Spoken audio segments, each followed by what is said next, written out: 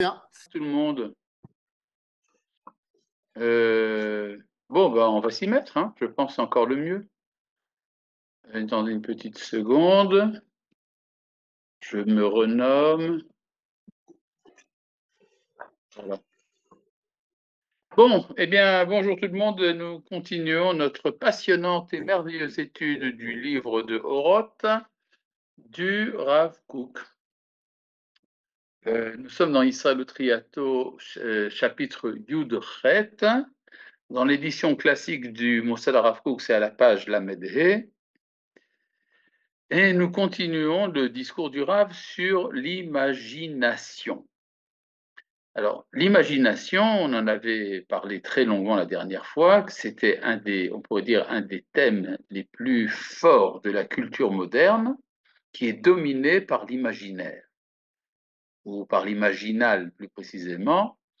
Et disons que l'intellect, la foi en la philosophie, en la science a beaucoup baissé.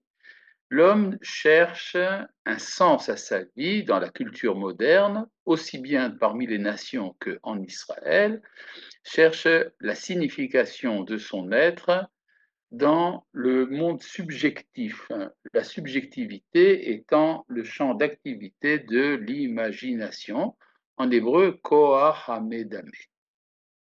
Arabe, vous Alors, avez oui, distingué imaginaire, imaginal. Mon oui. français est limité. Quelle est la différence entre l'imaginaire et Bah, l'imaginal? l'imaginaire, c'est ce que l'on imagine. C'est-à-dire, dans la vie, dans le rêve, dans les espérances, dans les rêves. L'imaginal, c'est beaucoup plus fort que ça. Ça voudrait donc dire que l'imaginal, c'est le monde, d'une certaine manière, c'est le monde réel. C'est-à-dire que à travers l'imagination, on est capable de rencontrer un monde de symboles, de vérités qui ne sont pas transmissibles par l'intelligence, mais qui n'en sont pas moins réelles. C'est ça qu'on appelle l'imaginal. Voilà, c'est un terme plus noble. Donc, je reviens maintenant donc à l'histoire du Koach HaMedame. Koach HaMedame, la force d'imagination. Alors, on avait vu que dans le dernier chapitre, c'était très important, que pour le Rav Kook, cette dominante de l'imagination dans la culture moderne a pour but de ressusciter, enfin de contribuer à la résurrection de la prophétie, ou de manière beaucoup plus générale de la civilisation prophétique dans laquelle il y a des prophètes qui peuvent naître. Mais c'est-à-dire que le prophète n'est pas un phénomène isolé, il fait partie de tout un univers conceptuel qu'il y a autour de lui, qui est le monde de l'imagination. Et le Rav Kook, très rapidement, à la fin du chapitre précédent, nous a fait comprendre qu'il y avait un manque dans le peuple juif, dans les dernières générations, parce que l'intelligence a pris la place centrale dans le peuple juif, plus précisément la philosophie religieuse. On peut penser, disons ici, à Maïmonide, le Rambam, qui a, d'une certaine manière, éloigné la connaissance de Dieu par l'imagination et qui l'a réservé pratiquement exclusivement à l'intellect. Et donc, le roi Hakodesh, l'Esprit du Saint, qui habitait les prophètes, a progressivement disparu de la scène juive. Et il faut le ramener. C'était une des tentatives du chassidisme. Le chassidisme a essayé de réintroduire l'imagination, mais plus précisément l'émotion. C'est-à-dire que ce qui attire les chassidim autour de leur maître, du rabbi, c'est un mouvement émotionnel. Et c'est vrai que les maîtres du chassidisme souvent avaient le roi Kodesh, mais autour d'eux, ce qui était développé, c'était uniquement ou pratiquement que le sentiment, l'émotion. Et donc, ce que dit ici le Rav Kook, et là je commence le texte, Koach Hamedame Ze, c'est cette force d'imagination, Uchrach liot nidha benilka ktsat, a été nécessairement repoussé et entamé un peu à l'idée Shifat Ruach Hadat Elyon, Shel Ruach HaKodesh HaNisgav Shebimkor Israël, en raison du flux de l'esprit de connaissance suprême que comporte l'Esprit Saint suprême dans la source d'Israël. C'est-à-dire la Torah, en fait. Ce dont on parle ici, le Rav, c'est la Torah. La Torah, c'est la prophétie, mais c'est la prophétie de Moshe. Or, au contraire de tous les prophètes, Moïse n'avait pas besoin de l'imagination pour prophétiser. Alors là, vous avez ici une question. Bevakasha Kavod Arav. On dit Kevod Arav, c'est un état construit. Selon vous, où l'imagination, Koach Hamedame, peut s'habiller dans la Ruach ou dans la Neshama? J'en sais rien. Écoutez, je ne suis pas spécialiste ni du Ruach ni de la Neshama. Ce que je sais, c'est que dans le Nefesh, c'est-à-dire dans le psychisme de l'homme, il y a un contact avec le Ruach HaKodesh qui passe par le Koach HaMedame. Et ce que nous dit ici le Rav, c'est que contrairement disons, à l'intuition prophétique qu'avaient tous les prophètes, Moshe, lui, est différent des autres. Il est différent dans ce sens que sa prophétie n'est pas brouillée par les images. C'est ce qui est écrit en toutes lettres dans la paracha de Béha Lotra, lorsque Dieu se révèle à Myriam et à Aaron pour leur dire vous ne comprenez pas la différence qu'il y a entre vous et mon serviteur Moshe. Et donc, le fait que la Torah devait être donnée, elle a été donnée sans être adaptée à la capacité de réception des hommes. C'est-à-dire, la Torah a été donnée, on pourrait dire, trop tôt. Elle a été donnée à l'avance, alors que si on avait attendu quelques dizaines de milliers d'années, alors la Torah aurait été intégrée dans l'évolution humaine. Mais, entre-temps, on aurait beaucoup souffert. Là, je me réfère à un enseignement du Rav Saadia Gaon dans son Emunot Vedeot, le livre des croyances et des opinions, dans lequel il dit tout ce que la Torah nous dit, on aurait pu y arriver par nous-mêmes. Mais ça aurait pris beaucoup de temps. Et donc, par pitié pour les hommes, Dieu a donné la Torah trop tôt. Mais il l'a fait exprès pour que le monde n'entre pas en trop grande décadence. Cependant, il y a un prix à payer, c'est le prix de l'inadaptation, pas totale, disons, du récepteur avec la Torah. Alors, je reprends ici la phrase dès le début. Koach Hamedameze, cette force d'imagination, Uchrach liot nitra venilka ktsat, devait être un peu repoussée et entamée à l'idée Shifat Roi Hadata Elion, à cause de l'esprit de la connaissance suprême, c'est le niveau de Moshe, Shel Roi HaKodesh Anisgav Shivimkom Israël, de l'Esprit Saint sublime ou suprême, qui se trouve dans la source d'Israël, chez Uchrach Leakdim Velavo Laola, qu'il était nécessaire d'amener plus tôt dans le monde, Mipne Shelo Yuchal Haolam, parce que le monde ne pourrait pas tenir jusqu'à 1000 générations sans la lumière de la Torah, Shiyotzar Koladat, qui est le réceptacle de toute connaissance. Bon, il y a ici une allusion à ce texte de la Gemara qui nous dit que la Torah aurait dû être donnée après 1000 générations, ainsi qu'il est dit, Davar Tziva Levdor, il a réservé sa parole pour 1000 générations, et finalement la Torah a été donnée à la 26e génération. Entre Adam Arishon et Moshe, vous avez 26 générations. Et la Gemara nous dit 974 générations ont été pliées, kumtu,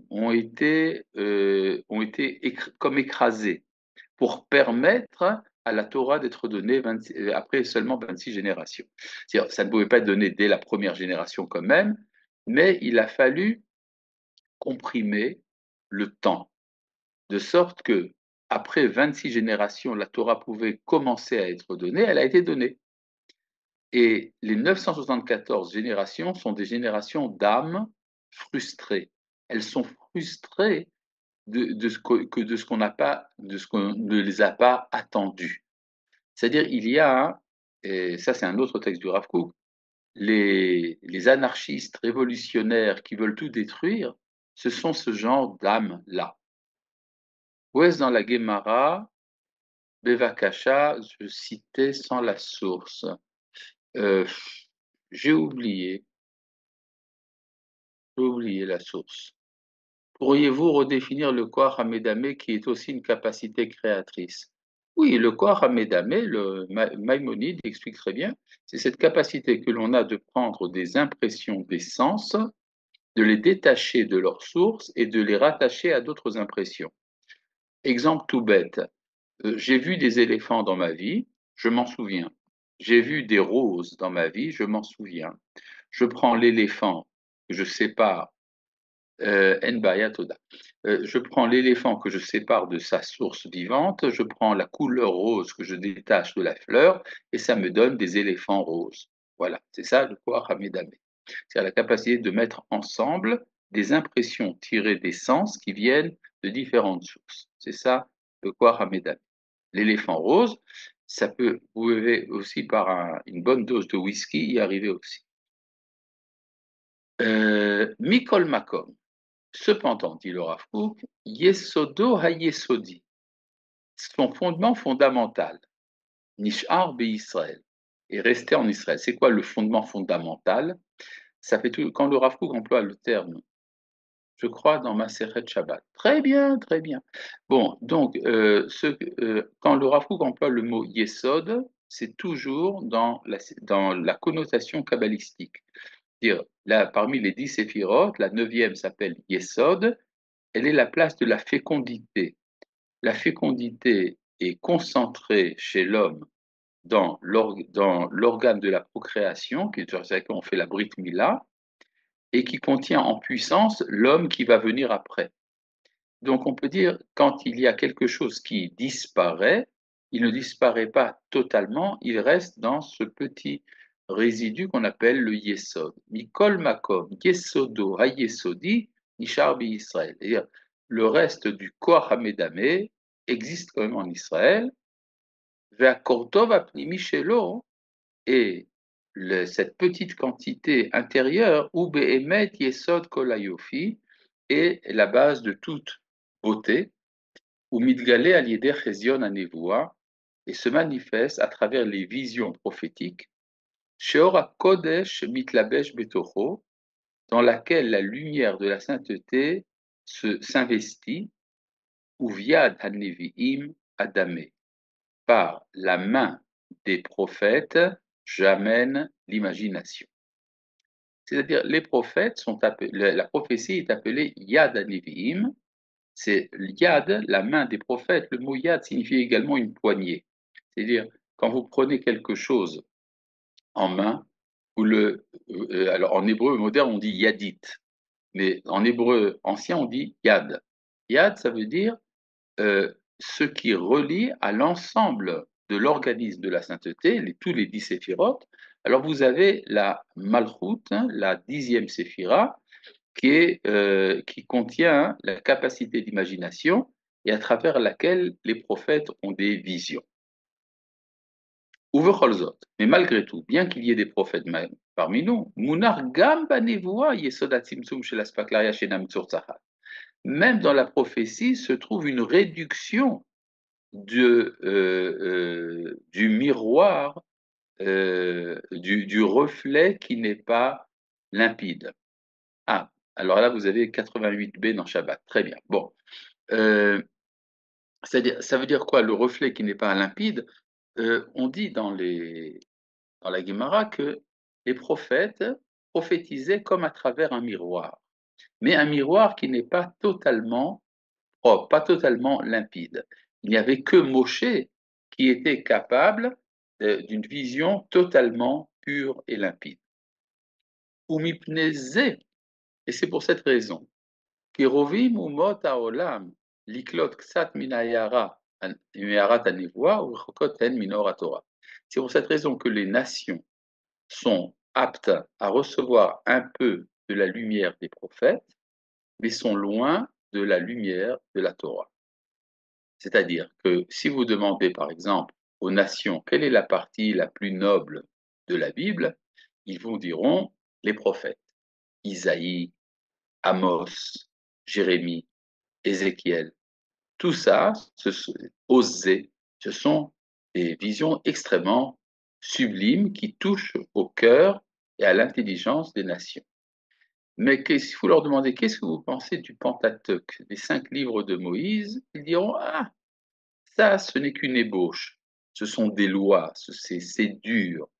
C'est-à-dire que pour les Goïm, les Névi'im sont plus grands que la Torah. Il y a d'ailleurs à ce propos une guématria antique qui dit, à propos, je crois qu'on en avait déjà parlé, Imba marteret imatse aganav.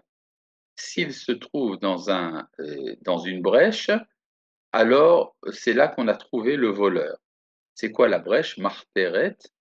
Mar, c'est 48, Teret, c'est Torah, 48, c'est le nombre des prophètes qui apparaissent dans la Bible, et si on met les prophètes avant la Torah, c'est qu'on est un voleur. On a volé des lumières, mais ce n'est pas l'authenticité originelle. Alors, ce que nous dit le Rav Kook, étant donné qu'il y a une différence entre Moshe et tous les prophètes, Moshe est celui qui éloigne la puissance d'imagination du domaine de la prophétie.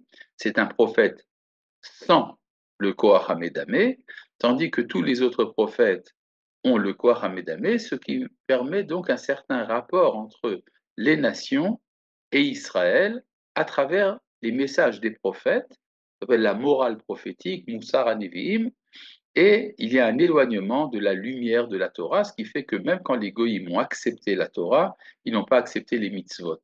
C'est le cas du christianisme qui reconnaît l'authenticité prophétique de la Bible, mais qui ne veut pas accomplir les commandements de la Torah. Aval, l'isod bisusa gashmi shela. Vers quel type de prophétie doit-on tendre? Celle de Moshe ou celle des autres prophètes? Alors ça, c'est une question de synthèse, évidemment, vers celle de Moshe, mais même au-delà de Moshe. On en parlera quand nous arriverons dans les chapitres de Zéronim, plus loin dans Oroth, où il y a tout un chapitre que le Rav Kook consacre à la relation entre le sage et le prophète, Chacham et Navi. Aval, l'isod bisusa agashmi shel haouma, afin de permettre d'établir matériellement la nation, Aïd Kashrut ha'artzit im Eretz Israël, vitratkut ha'uma el atzmuta v'tzimtzum kocha shelo yitpazer, pour que on se relie terrestrement avec la terre d'Israël et que la nation se rattache à son essence et restreigne ses forces pour ne pas se disperser. Kol zman she'en ha'olam raoui le'aged hakol basechel ha'elyon. Et tant que, pendant tout le temps où le monde ne peut pas encore se réunir sous l'égide de l'intelligence suprême, c'est-à-dire ce à quoi fait allusion le Rav Kook, c'est que Moshe est plus grand qu'Israël. C'est-à-dire la prophétie de Moshe est fondamentalement universelle, ce qui explique pourquoi est-ce que Moshe n'est pas enterré en Eretz Israël. Mais sa Torah est donnée à Israël pour se rattacher à sa terre. Donc, il faut restreindre un peu la lumière de Moshe. Vous savez, dans la Torah, il est dit que Moshe va mourir. Quand Dieu dit à Moshe, tu vas mourir, et ce peuple se relèvera. Il se relèvera pour se prostituer auprès des idoles, il se lèvera quand même. C'est-à-dire, tant que Moshe est présent, le peuple est sous la couvée, d'une certaine manière, il ne peut pas grandir. À partir du moment où Moshe abandonne le peuple, alors il est livré à lui-même, et là il va commencer son histoire. Son histoire va commencer par des chutes. Ça va d'abord aller mal. Mais c'est comme un enfant qui apprend à marcher. Si vous lui tenez tout le temps la main, il ne pourra jamais marcher. Il doit être capable de tomber pour pouvoir se relever. Et donc, c'est ce que dit ici le Rav, pour permettre au peuple d'Israël de se concentrer et ne pas se disperser, tant que le monde n'est pas encore arrivé au niveau de Moshe. Mukhrachati chokhmati ta'azo lemale tamakom. Alors cette sagesse inférieure est obligée de prendre la place, Asher Amedame ou Malbisha Harbe, qui est bien enveloppé, qui est beaucoup enveloppé par l'imagination, Vei mevatzeret midat adin baolam, et euh, elle renforce la rigueur dans le monde, à l'idée Aitkashut et la kinyanim, en se reliant aux acquis.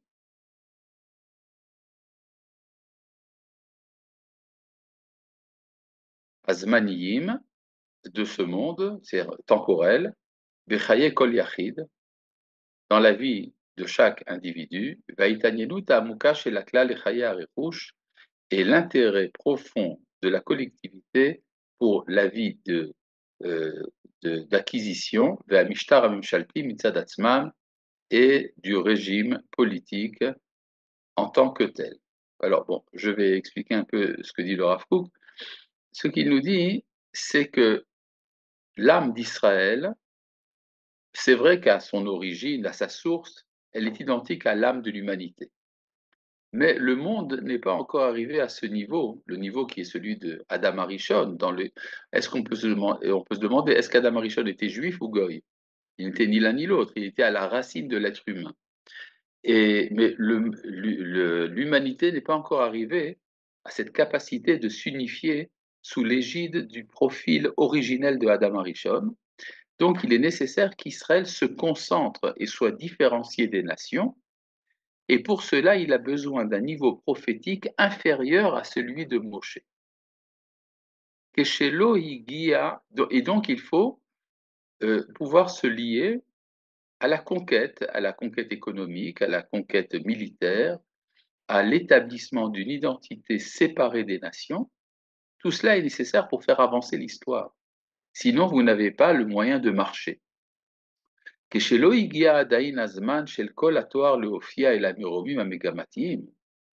que n'est pas encore arrivé le temps de toute la pureté de se manifester vers les hauteurs orientées,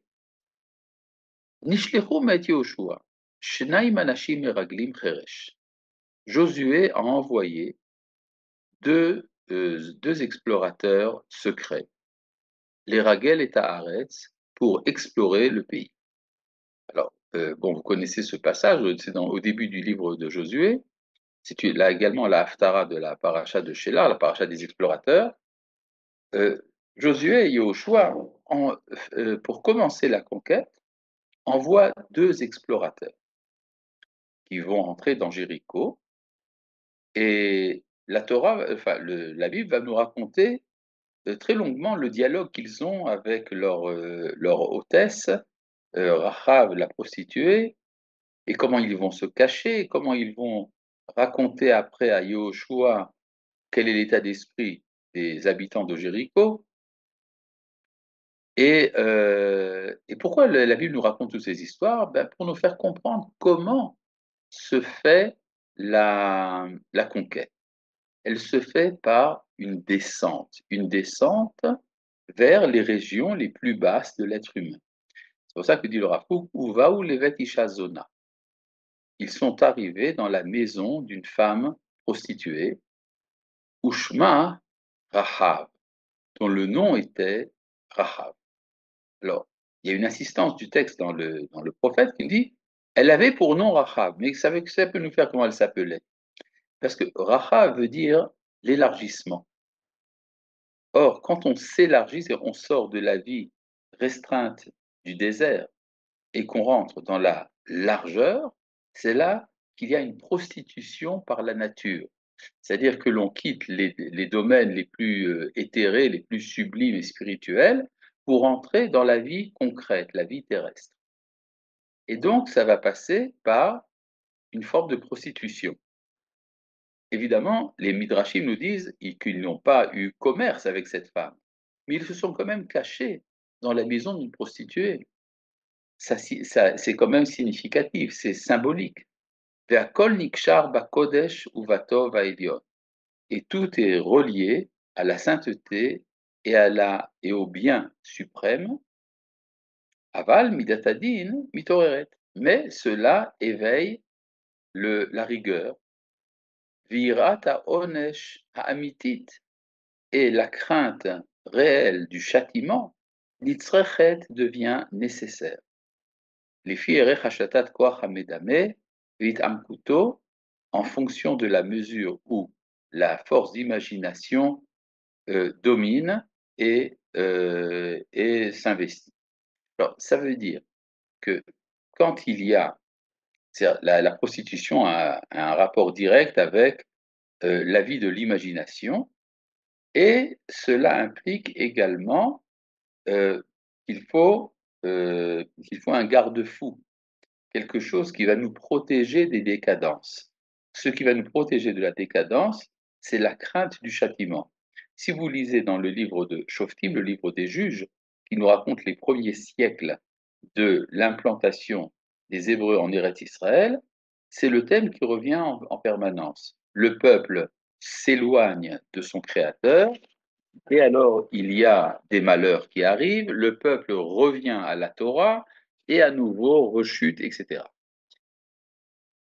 Aval, be'atzmiyut hachefetz ha'ummati, lo nishlam az adain ha'partzuf hadimyoni.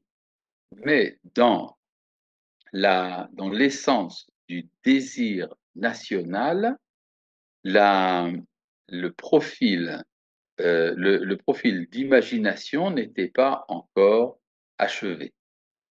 L'achizat hada'at be'aglamato mitzad echad ve'ayofi bechol te'urav mitzad sheni, pour permettre l'emprise de la connaissance dans sa concrétisation d'un côté et dans la beauté dans toutes ses formes d'un autre côté. Veze ushlam bimei Shlomo, cela n'a été achevé qu'au temps du roi Salomon. C'est-à-dire il a fallu attendre 4 siècles pour qu'il y ait, si vous voulez, une sorte de courbe descendante et ascendante. C'est-à-dire rentrer en Eretz Israël va introduire une sorte de prostitution, une chute inévitable. C'est-à-dire l'investissement dans le matériel, dans l'économique, dans le militaire, tout cela va éloigner de la lumière du temps du désert. Et tout cela va arriver à sa forme la plus mûre au temps du roi Salomon. On voit un peu de quoi il s'agit. Il s'agit de 2 femmes prostituées qui sont enceintes toutes les deux et qui accouchent toutes les deux. L'une écrase son enfant dans son sommeil, elle vole l'enfant de l'autre et lui met le cadavre à la place. Alors, on peut dire d'abord le fait qu'il y ait des prostituées en Israël est en soi déjà problématique. C'est ce qu'on appelle un chilul Hashem, profanation du nom de Dieu. Le fait qu'elles sont enceintes et qu'on ne sait même pas qui est le père, c'est encore plus grave. Le fait qu'une des deux écrase son enfant dans son sommeil est absolument insupportable. Et le fait du subterfuge, qu'elle va échanger son enfant contre l'autre, cela est intolérable. Et c'est encore pire quand tout cela arrive à la scène publique, au tribunal du roi d'Israël. Et donc, on peut se dire, on pourrait s'arracher les cheveux quand on voit cette histoire. Et c'est justement là l'occasion de manifester la sagesse du roi Salomon. Et cette sagesse va devenir une forme de sanctification du nom de Dieu, un Kiddush Hashem, qui va amener à la splendeur du temps du roi Salomon, qui va amener la reine de Saba pour entendre la sagesse de Salomon. Et donc, on peut dire qu'il y a ici une sorte de...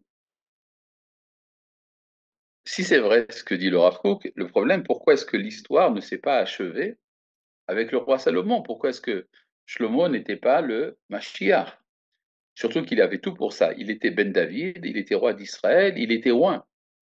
Donc il est vraiment Mashiach Ben David dans le sens le plus fort du terme. Comment se fait-il que ça n'a pas marché?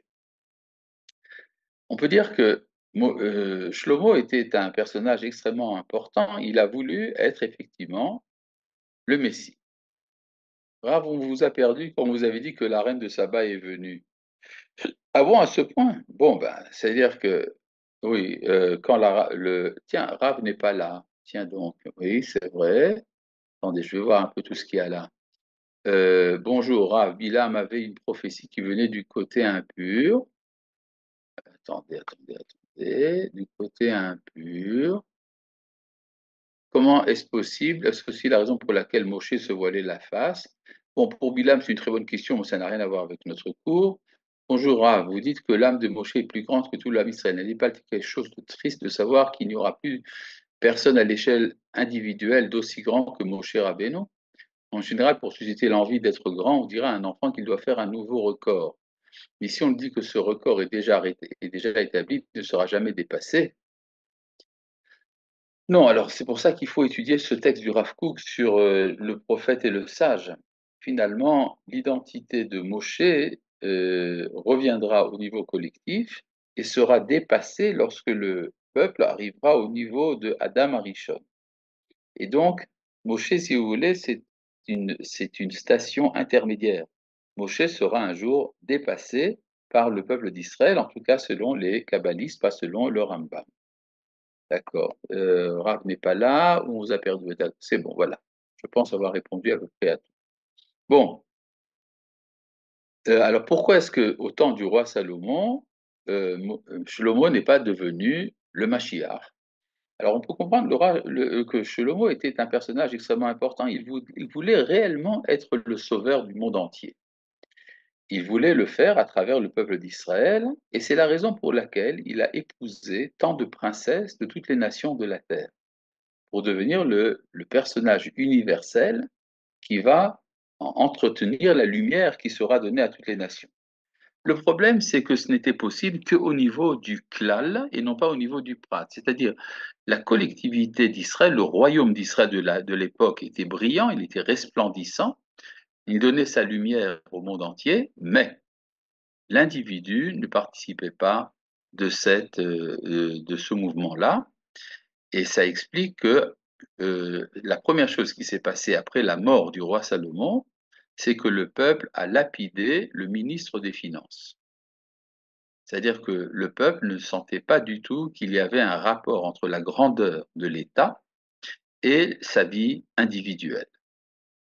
Et ce qui fait que lorsque Shlomo introduit toutes les princesses étrangères dans son palais, en fait, il n'est pas soutenu par la base. Et c'est là ce que dit ici le Rav Kook, Omnam al itarvut shel anashim anochriot, en raison du mélange des femmes étrangères. Im chulshat hakoach leakel dvarim zarim, et le tout lié à la faiblesse, la difficulté qu'il y a de digérer des contenus extérieurs, étrangers. Yatsa Risha, c'est là qu'est apparue l'iniquité, chez Garma l'Issoud Kerar Gadol chez le Romi, qui a entraîné la fondation de la grande ville de Rome. C'est quoi cette histoire? Il y a un midrash qui nous dit que lorsque le roi Shlomo a épousé la fille du pharaon, le jour même, l'archange Gabriel a jeté un roseau dans la mer. Où sommes-nous maintenant? Ben, nous sommes en Israël, Baruch Hashem. A jeté un roseau dans la mer, et autour de ce roseau a commencé à s'agglutiner du terrain, des alluvions, et c'est sur ce terrain d'alluvions qu'a été construite la ville de Rome. C'est-à-dire que le point de départ de la décadence qui finalement va entraîner la destruction du premier temple, et donc l'échec de tout le projet de l'époque des prophètes, ça a commencé par la difficulté, l'incapacité d'assimiler des contenus étrangers. Donc c'est התערבו על ידי, אמנם על ידי התערבות של נשים אנוכיות, par le mélange des femmes étrangères. עם חולשת הכוח, avec la faiblesse qui empêche לעכל דברים זרים, d'assimiler des contenus extérieurs, יצאה הרשעה, est apparue l'iniquité, שגרמה, qui a entraîné לייסוד כרך גדול של רומי, la fondation de la grande ville de Rome. וסינוני היסודות הוצרכו להעריך עידן ועידנים. Et donc, il a fallu, pour filtrer ces fondements, c'est-à-dire faire la séparation entre le bien et le mal qu'il y a dans les contenus venus de l'extérieur, il a fallu prendre beaucoup de temps, עידן ועידנים, c'est-à-dire ça prend des milliers d'années, עד שנתגרש כוח המדמה משליטה רחבה בגבול ישראל, jusqu'à ce que la force d'imagination n'ait plus de domination large dans le camp d'Israël. C'est-à-dire finalement ce qui s'est passé, c'est que les prophètes ont échoué. Non seulement ils ont échoué, mais il faut comprendre que la force d'imagination qui était l'outil principal des prophètes a été également la cause de l'idolâtrie. C'est-à-dire ce que la culture ambiante de l'époque du roi Shlomo et les générations qui sont venues après lui, ce que cette culture portait en elle, toute la mythologie, s'était basée justement sur une extrapolation de la force d'imagination. Vous avez qu'à lire tous les mythes des Grecs, des Cananéens et des Égyptiens de l'époque, les Babyloniens.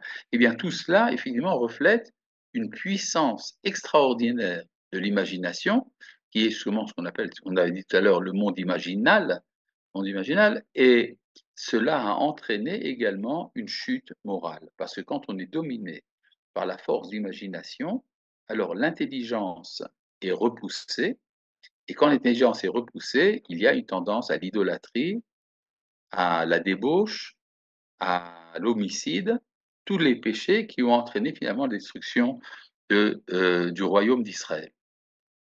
Et donc, pour réparer cela, il a été nécessaire pour un certain temps de l'histoire, un temps très long finalement, d'évacuer la force de l'imagination, ce qui a amené l'extinction de la prophétie, mais également la disparition de la tendance à l'idolâtrie. Nous avons une très grande difficulté dans la modernité de comprendre ce qu'il pouvait y avoir de tellement attirant dans le paganisme. Parce que, effectivement, cette force qui entretenait le paganisme a disparu, la force d'imagination. Veyitzra de avodazara ne'etzar betuda de avra venachi sitzra. La tendance à l'idolâtrie a été enfermée dans une marmite de plomb. Et cette inclination a été égorgée. Alors, c'est quoi, vous voyez, donc ce sont des expressions en araméen avec des guillemets, donc c'est des citations. La Gemara nous dit que dans le traité de Yoma, c'est qu'au temps de Ezra, c'est-à-dire au temps du retour d'Israël sur sa terre, à l'époque où a commencé le temps du deuxième temple, lorsqu'a disparu ce qu'on appelle la Kedushat Akla, la sainteté collective, pour laisser la place à la Kedushat Aprat, la sainteté individuelle, et c'est là qu'a commencé donc le temps des philosophes, des religions, et la disparition donc du paganisme antique. Alors, le peuple a demandé, c'est ce qui est passé au temps d'Ezra, le peuple a demandé que disparaisse la tendance à l'idolâtrie. Parce que même si on arrive à la dominer et qu'on est donc très récompensé, c'est trop fort pour nous. C'est-à-dire le peuple et Ezra à sa tête ont demandé un affaiblissement des forces vitales. Quand on est moins fort, alors on fait moins de bêtises. Alors on devient plus moral, mais plus médiocre. C'est-à-dire, le problème est de savoir, est-ce qu'on préfère être grand mais immoral, ou petit, c'est-à-dire médiocre, mais moral. Le mieux serait d'être à la fois grand et moral. Mais le peuple n'en était pas capable, donc il a fallu choisir. Après le temps des prophètes, où il y avait une grandeur de l'être humain, c'est l'homme antique, mais cela a entraîné une décadence morale insupportable, alors le peuple a préféré réduire sa puissance d'âme. Et donc, qu'est-ce qu'il est devenu encore? Ah là là,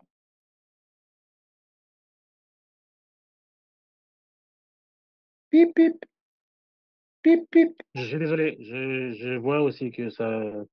Enfin, je, Oui. je peux continuer votre. Bon, qu'est-ce qu'il est devenu le Yetzer Hara de la Avodah Il a été enfermé, enfermé dans une marmite de plomb. C'est-à-dire, ça n'a pas disparu, mais quelque chose en nous est plombé, quelque chose en nous s'est restreint, qui fait que nous n'avons plus l'ouverture qu'avaient nos ancêtres vers le monde prophétique. Et de plus, on dit également que Ezra a égorgé le Yetzer Hara de la Avodah. Comment c'est ce qu'il a... D'abord, pour l'égorger, il faut d'abord le voir. Alors, quelle tête avait-il? Eh bien, la Gemara nous dit, il était comme un lionceau de feu qui est sorti du Saint des Saints, du Kodesh à Kodashim. Tiens donc, ça veut dire que ce qui a entraîné la Avodazara dans le monde, c'était un lion de feu, c'est-à-dire quelque chose de très fort, d'irrésistible. Mais c'était où ce lionceau de feu? Il est dans le Kodesh à Kodashim. Ça veut dire qu'il était le lieu de la présence de la Shekhinah. Quand il y a présence de la Shekhinah, il y a également présence, il y a également force de la Avodazara. Et donc, ça veut dire qu'en fait, c'est de manière très, très disons, pudique que la Gemara nous dit qu'il était nécessaire pour annuler la Avodazara de renoncer à la Shekhinah. Vous comprenez d'où vient cette idée qu'ont les goïms que les juifs sont des déicides, qu'ils auraient tué Dieu. Euh, ils le comprennent, disons, à leur manière à eux, à la manière païenne. Mais ça veut dire qu'une certaine manière, ce qu'on appelle tuer Dieu ici, ça veut dire réduire la présence divine dans le monde. Alors, ce n'est pas une abolition totale, c'est simplement avoir égorgé. Égorgé, ça veut dire séparer la tête du corps, c'est-à-dire affaiblir la relation qu'il y a entre la théorie, la tête, et la réalité, l'action, qui est le reste du corps. Nachis yitzra. Le yetzer a été égorgé. Et donc, le umadze, et en raison de cela, en parallèle à cela, en od navi itanu. Il n'y a plus de prophète parmi nous. Velahavat ahavat hauma ve'aretz. Enena murgeshet boto atam ha'amok shel yemei atova. Et donc, l'amour de la nation et de la terre n'est plus ressenti avec le même goût profond qu'il y avait dans les temps au bon temps. C'est-à-dire, euh, ce qui nous liait à la terre et à notre nation à l'époque du premier temple était extrêmement puissant. C'était puissant parce que c'était vivant. Tout le reste après est devenu une tradition nationale. Quand c'est des traditions, du folklore, alors c'est émouvant, mais ce n'est plus la même chose, comme on dit. Ve'adevarim kusharim im tsar haolam kulo. Et ceci est lié avec la souffrance du monde entier. C'est-à-dire, le monde souffre, mais de quoi souffre-t-il? Alors, il souffre des guerres, des maladies, de la haine, de la méchanceté. Tout cela, ce sont des souffrances objectives. Mais ces souffrances en vérité, ça, mais en fait, ces souffrances en vérité sont l'expression d'une souffrance plus grande. La souffrance que ressent l'idéal suprême qui ne peut pas se manifester dans la réalité.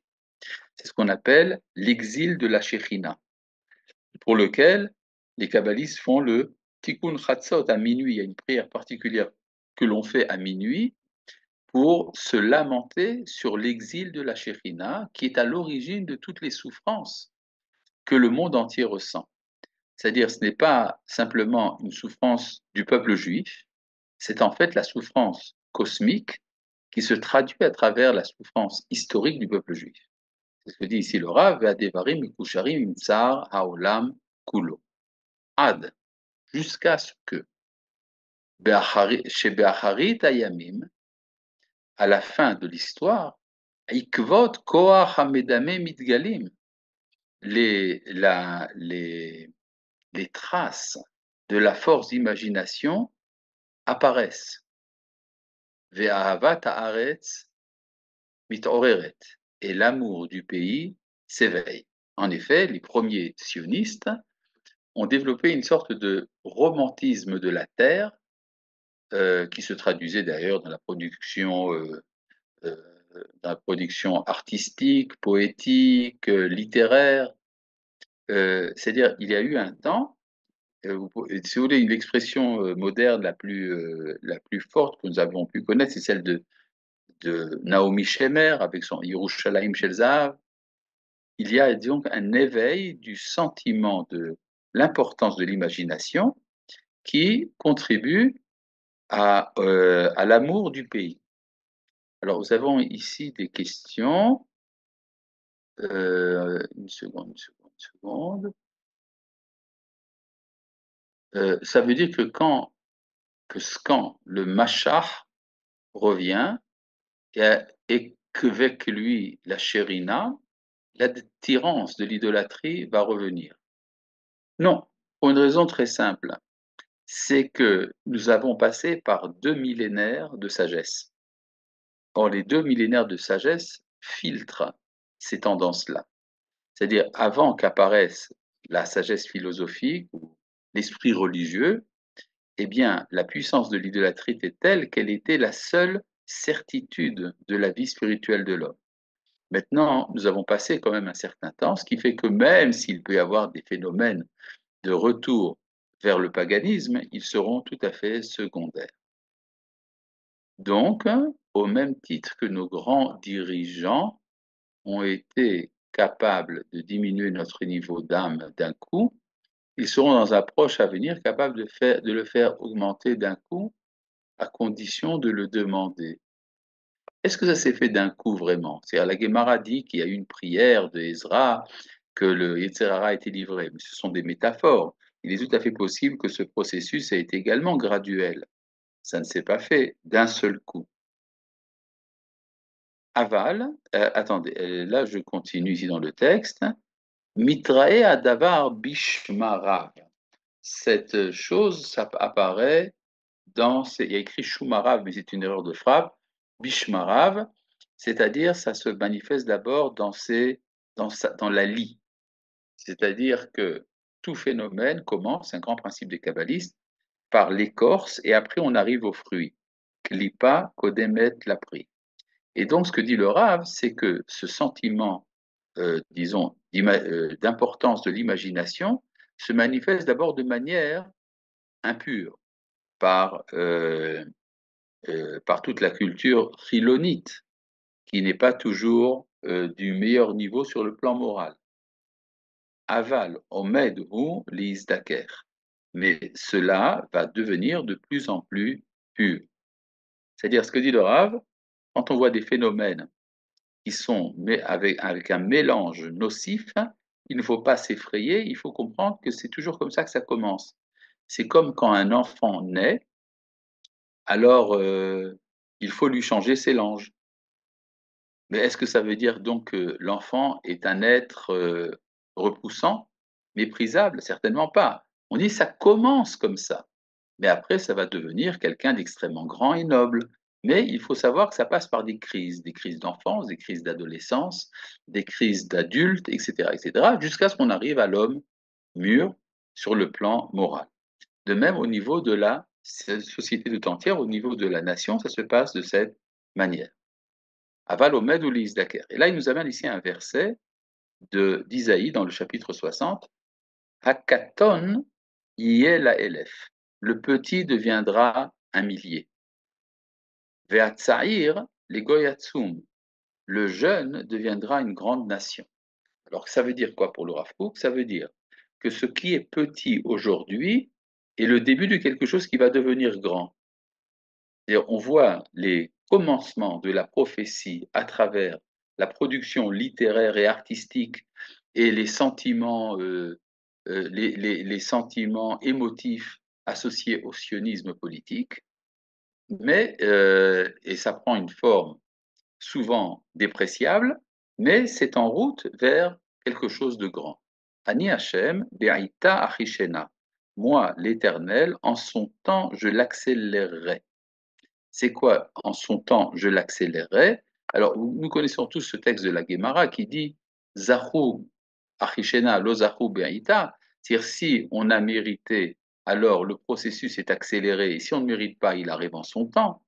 Mais quoi qu'il en soit, il y a un temps où finalement la date de la délivrance ne peut plus être repoussée, parce qu'il y a un mûrissement de l'être d'Israël qui fait qu'on arrive à la plénitude. Le Rav Kook ici probablement fait allusion également à l'interprétation que donnait le Gaon de Vilna, Be'aïta Achishena, en son temps j'accélérais, c'est-à-dire même quand les processus viennent uniquement en leur temps, finalement ils sont accélérés grâce au travail des enfants d'Israël. La petite question, est-ce que cela est lié à la nostalgie de l'origine en ce qui concerne l'idéal suprême qui ne peut se manifester?